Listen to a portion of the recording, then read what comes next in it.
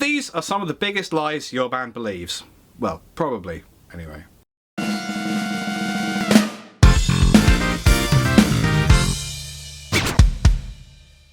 Today, we are talking about the kinds of things that bands tend to adopt when their careers don't quite go the direction they thought they would. These are the kind of self-serving lies that are ultimately going to have a negative effect on a band, like when a middle-class family turns racist out of boredom.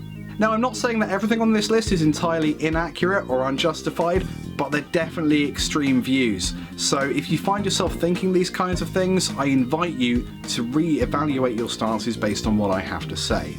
Let's begin. Lie number 1. People don't want to see our band because the big bands are still touring. Many unsigned artists believe that because the big bands like the Rolling Stones and Metallica continue to tour, it takes the attention of their potential fans. If those bands were to just stop, those fans could save like 90% of their going out funds by seeing you guys down a pub rather than seeing whatever Axl is calling Guns N' Roses over at Wembley.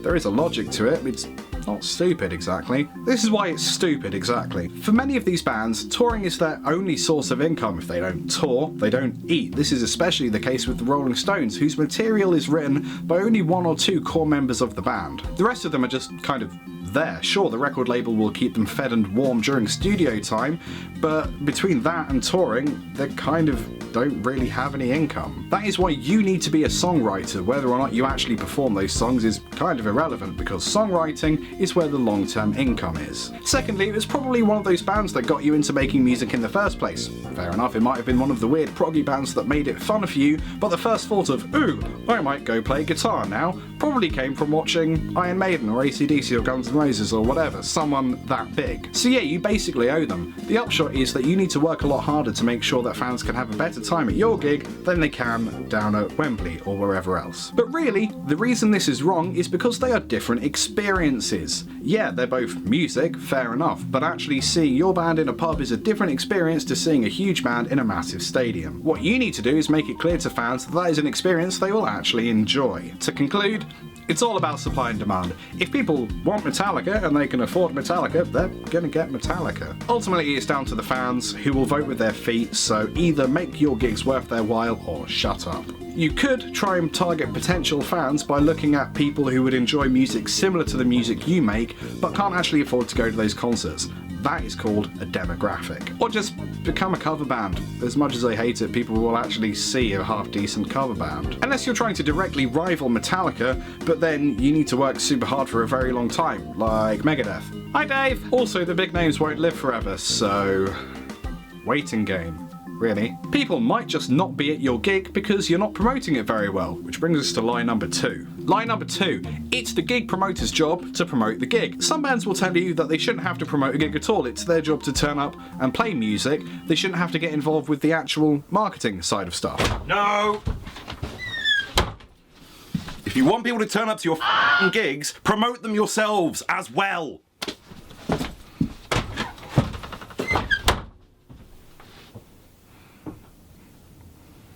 I mean, he's right.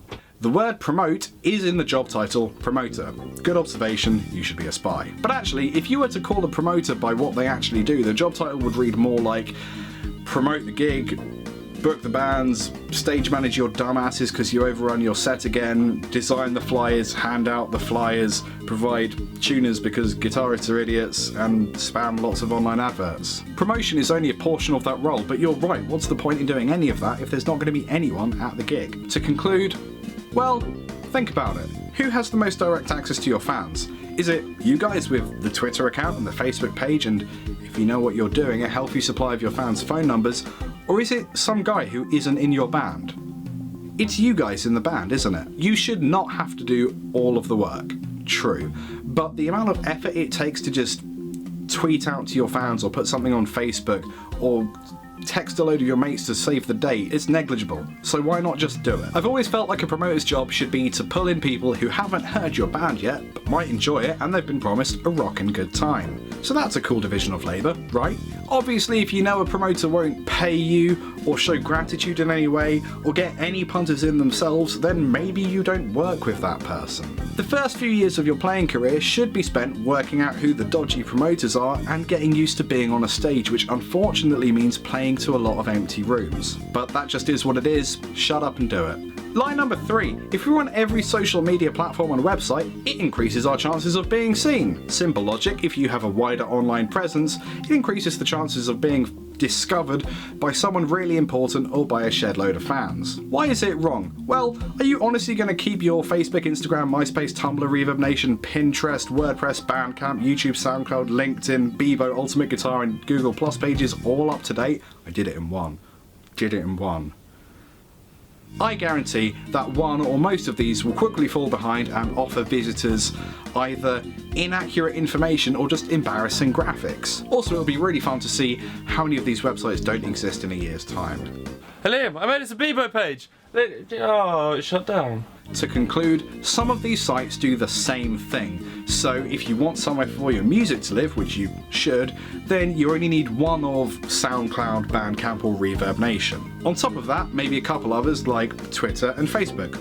Done, that's all you need. You can have your own personal Instagram or Tumblr or, heaven forfend, Bebo accounts where you occasionally post about your band, along with cats and your lunch. But that's not where you should direct people on your band's promo gear. It's a personal account where you sometimes share stuff about your band. If you find that you've got a site that you're not really using that much, just delete it. It's better to have a few well-used and up-to-date and accurate sites than it is to have shed loads of inaccurate ones. Lie number 4 in just a minute after this message.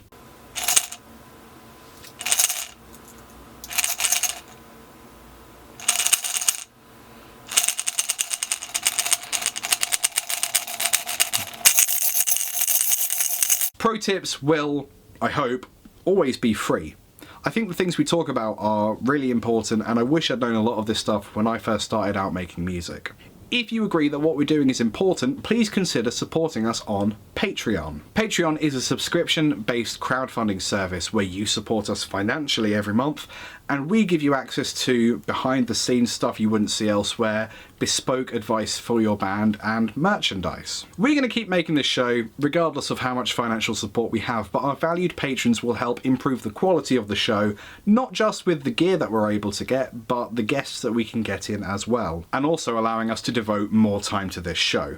So yeah, if you can, please consider supporting us on Patreon.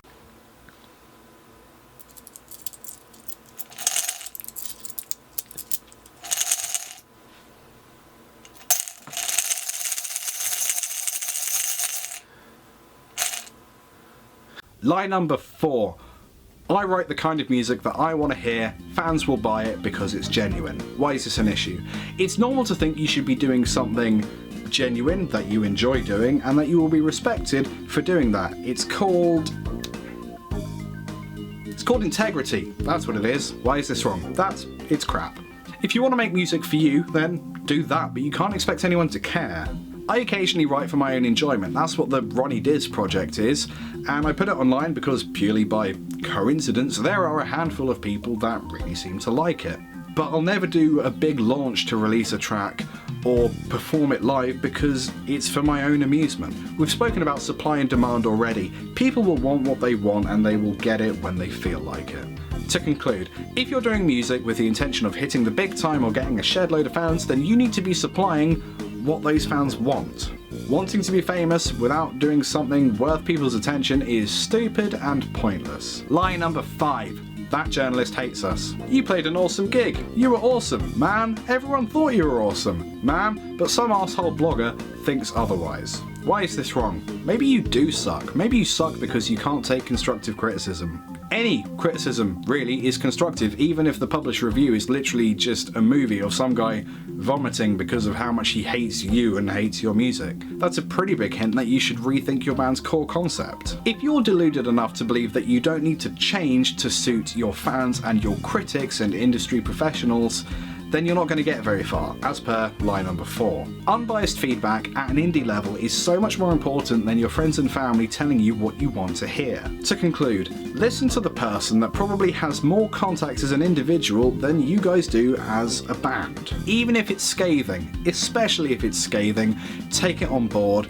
adapt, and invite that reviewer back to see your band the next time you play. Tell them you found their review helpful and you hope they find your slight change in direction a bit more appealing. They will respect you, and I guarantee their next review will be a lot better, even if it's only because you invited them back, and it will create a real stir that this person has changed their mind about you. Also, just get used to criticism. There will be people that don't like you, especially if you get big, and some of them will voice their opinion, some of it will reach your ear, and some of it will really hurt. But there's nothing you can do about that, so just toughen up. So there we are. Those are the top 5 lies that your band believes, probably. The thing I really want you to take away from this is that you can't blame other people for your lack of success. The sooner you get over that, the sooner you can start addressing any real issues for your lack of success, even though it's probably just a case of tough skin and persistence. Thanks for watching. Please feel free to like and comment with any questions. I'll see you next time.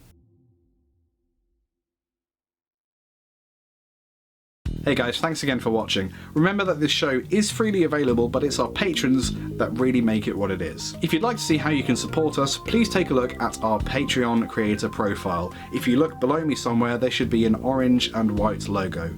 Click on that and take a look at what we have to offer. Make sure you subscribe, and I'll see you later.